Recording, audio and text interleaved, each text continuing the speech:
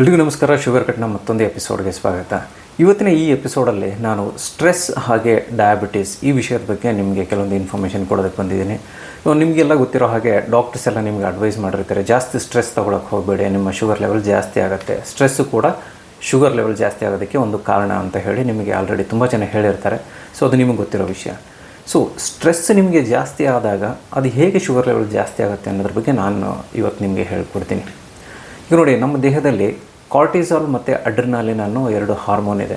ನೀವು ಯಾವಾಗ ಸ್ಟ್ರೆಸ್ ಜಾಸ್ತಿ ಆಗುತ್ತೆ ನಿಮ್ಮ ದೇಹಕ್ಕೆ, ಆವಾಗ ಈ ಸ್ಟ್ರೆಸ್ಸು ಅವು ಎರಡು ಹಾರ್ಮೋನ್ನ ಟ್ರಿಗರ್ ಮಾಡುತ್ತೆ ರಿಲೀಸ್ ಆಗೋದಕ್ಕೆ. ಒಂದು ಸರ್ತಿ ಅವು ಎರಡು ಹಾರ್ಮೋನ್ಗಳು ರಿಲೀಸ್ ಆಗ್ತಾ ಇದ್ದಂಗೆ ಅವು ನಮ್ಮ ಲಿವರ್ ಮೇಲೆ ಒತ್ತಡ ಹಾಕತ್ತೆ. ಏನು ಒತ್ತಡ ಹಾಕತ್ತೆ ಅಂದರೆ ಗ್ಲೂಕೋಸ್ ಪ್ರೊಡಕ್ಷನ್ನ ಜಾಸ್ತಿ ಮಾಡೋದಕ್ಕೆ ಒತ್ತಡ ಹಾಕತ್ತೆ. ಸೊ ಅದು ಪ್ರೊಡಕ್ಷನ್ ಜಾಸ್ತಿ ಆಗ್ತಿದ್ದಂಗೆ ನಿಮ್ಮ ಬ್ಲಡ್ ಶುಗರ್ ಲೆವೆಲ್ ಕೂಡ ಜಾಸ್ತಿ ಆಗುತ್ತೆ. ಸೊ ಹಾಗಾಗಿ ಸ್ಟ್ರೆಸ್ನ ಆದಷ್ಟು ಕಡಿಮೆ ಮಾಡ್ಕೊಳ್ಳಿ.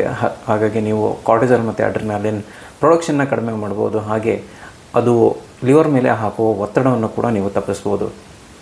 ನೋಡಿ, ಇದರಲ್ಲಿ ಕ್ರೋನಿಕ್ ಸ್ಟ್ರೆಸ್ ಅಂತ ಇದೆ. ಈಗ ನೋಡಿ, ಎಲ್ಲರ ಲೈಫಲ್ಲೂ ಸ್ಟ್ರೆಸ್ ಇರುತ್ತೆ, ಇವತ್ತಿರುತ್ತೆ ನಾಳೆ ಇರೋದಿಲ್ಲ.